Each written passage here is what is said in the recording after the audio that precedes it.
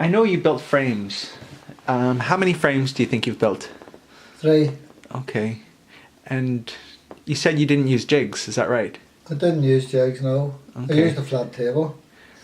And I had to make up a bit of a wooden jig to, to do the forks and all. So I did need a jig, but I didn't have one, so I just made a bit of a wooden thing.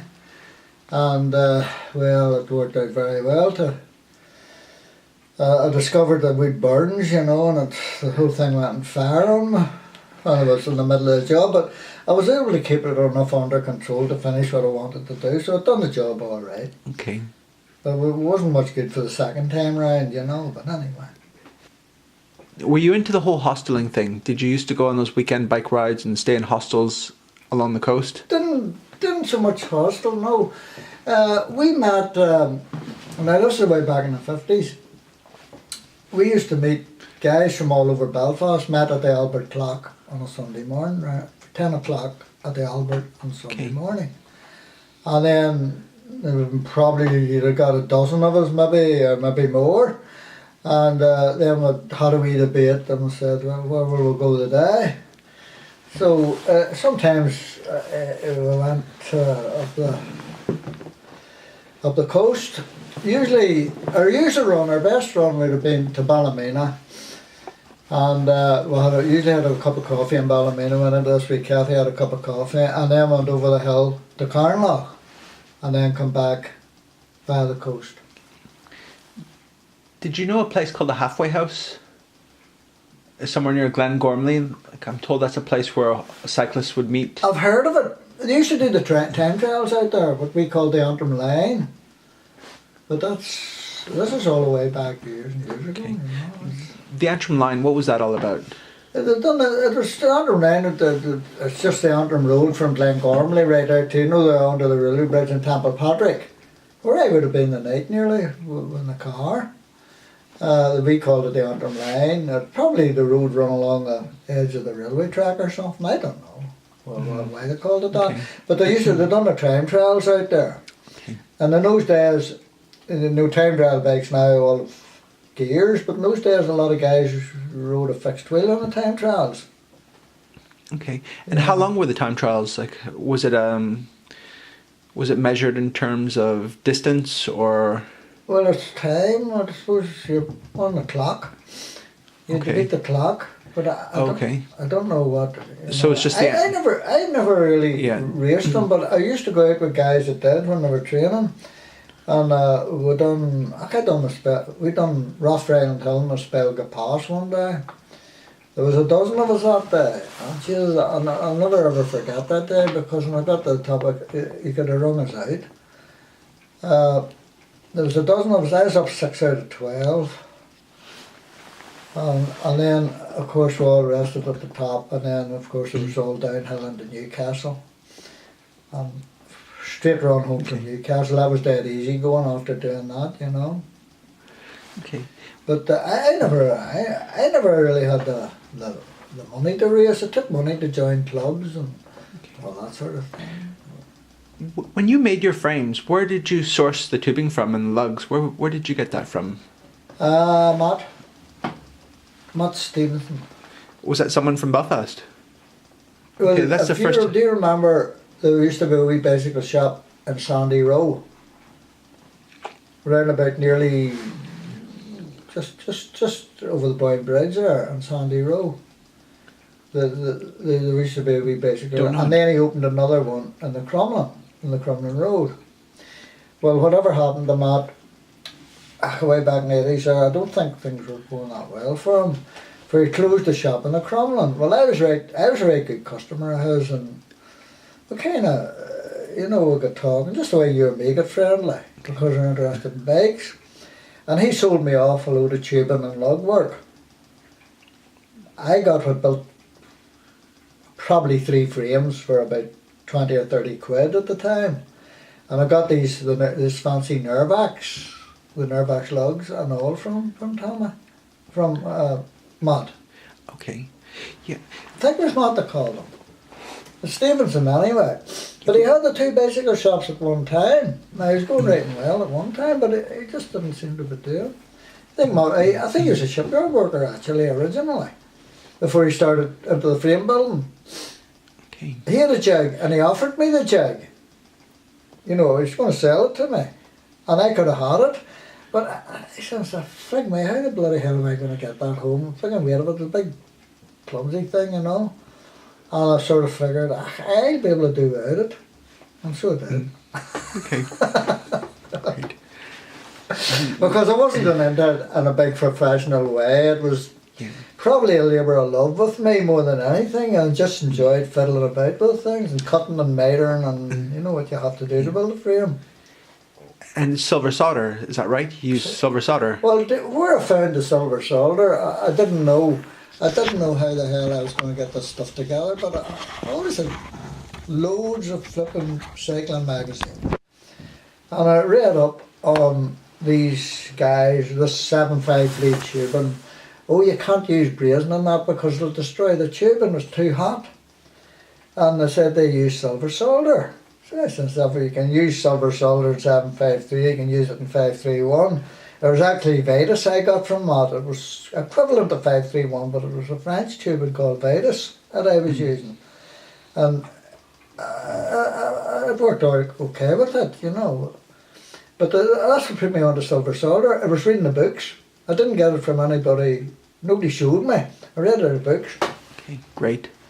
You know. Okay.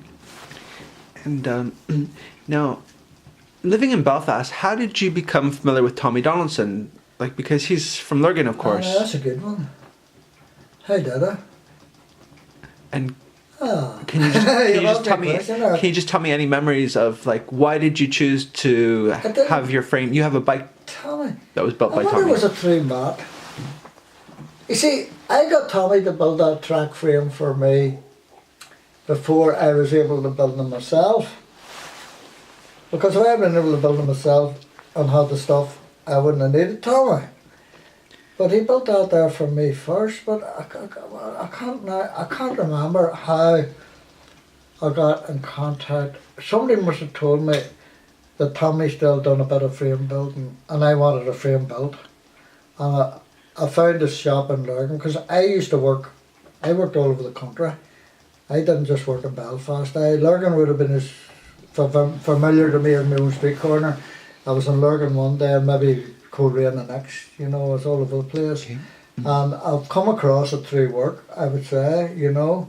And somebody said Union Street and I took a wee drive down Union Street one day and oh, there's a place there, there looks like an old yard there, and I knocked his door. And he was a bit grumpy, right? He wasn't too happy. I don't think he wanted to be bothered. But then he sort of trigged on. I was sort of a bit of a cyclist that I was sort of interested. Okay. And I threw in, I know what happened, I had an airbags bottom bracket and I had the two lugs. And I said, Tommy, I want a frame built with airbags lugs. And I think when he seen that I had a bit of stuff, I knew a wee bit, you know. And he says, well, I said, what did you charge me? And he got interested then, and I think he charged me about 90 quid, I think, at the time. Okay. And that was 1980 something? Uh-huh. Okay. And that's what I paid for that. See, I have that track bag. You seen it, didn't you? Yep. That Donaldson. Now, he didn't build the front forks. I built the front forks. Actually, it's on at the moment. Yep. They're not track forks, have you noticed? Tommy was retired at the time, is that right? Oh, yes. Okay. He was, so and I was a bit, you know, I says, no, I want them wrapped, I want the you know, the top of the forks wrapped round, and I started getting through me, you got to be a bit grumpy about it, you know. But he done what I wanted, and would probably charge me extra for it, but he done what I wanted, and he made a nice wee frame, you know. Okay, and he let you actually spend time in the shop with him while they built it? I seen the frame set up before he brazed it. I seen it on the jig.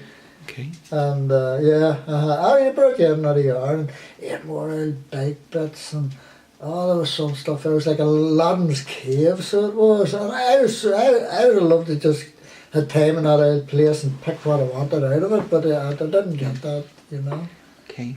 That's you know them big hubs I have, the big hardy hubs? The Hardin, are they? Harding, Yeah. there's Harding, the big, yeah. Beautiful. I Large flange. had two for the track frame before it was built. I got them off, Raymond Stone, Geordie Stone's son.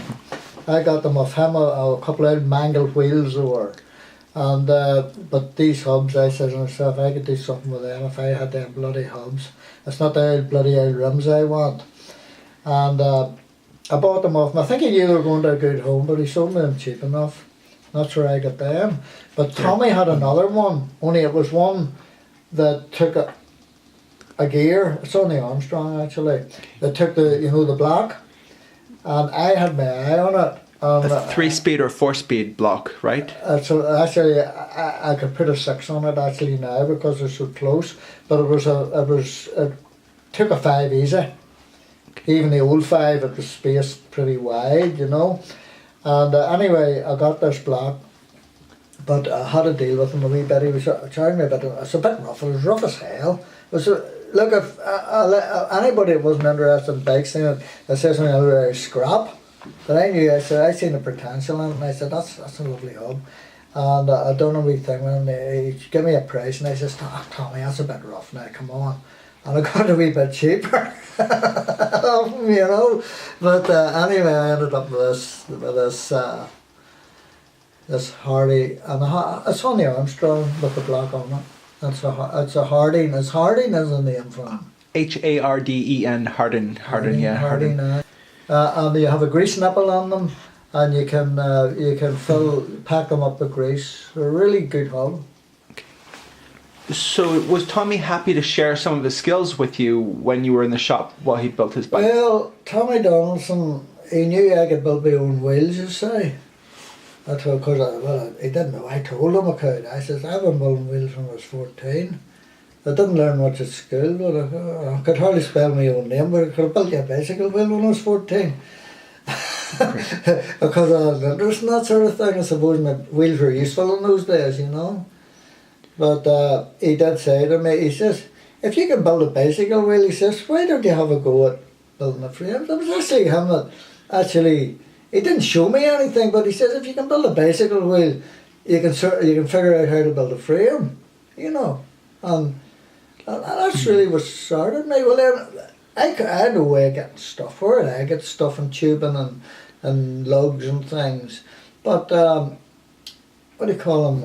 I got the lugs off Matt Stevenson, on the tubing and all. Okay.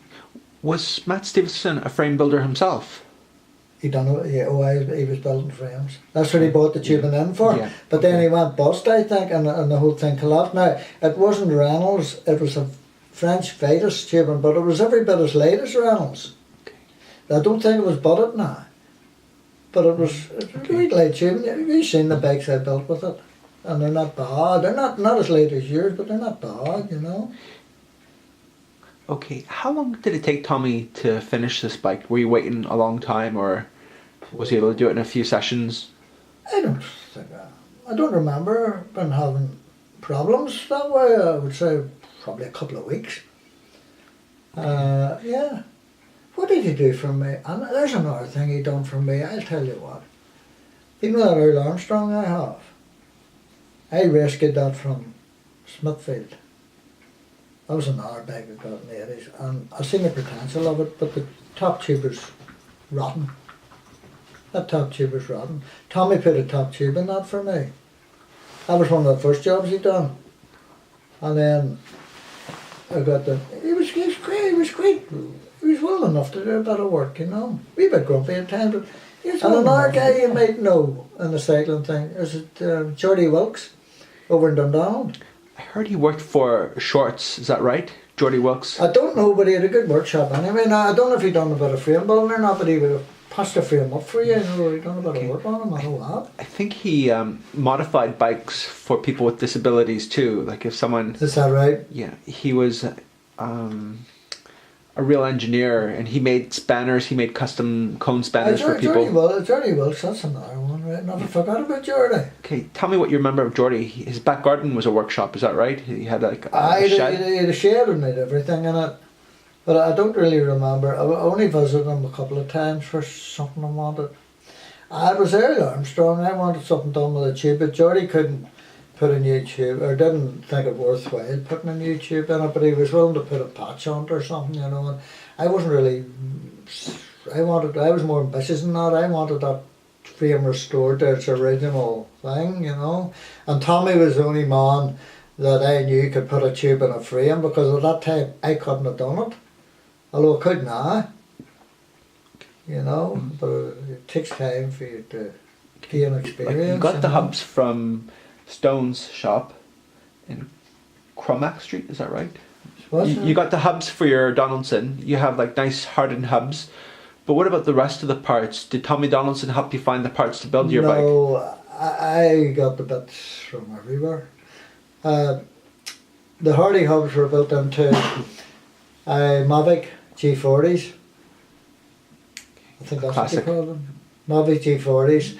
Now, the thing was, one of them was a 40 and the other was a 32. That's the old spokes. They're 36 on each now, aren't they? Or maybe less on each. Some of them are way down. I've cut the spokes way down now.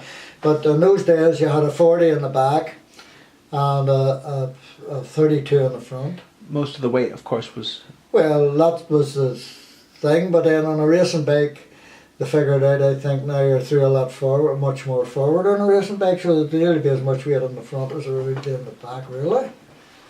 You know, whereas the old roadsters, you sat away back, big, what I'd call sit up and bag bikes, all the weight is on the back wheel. You know. But that's the way it was. In those days it was a 40 in the back, 32 in the front. Okay.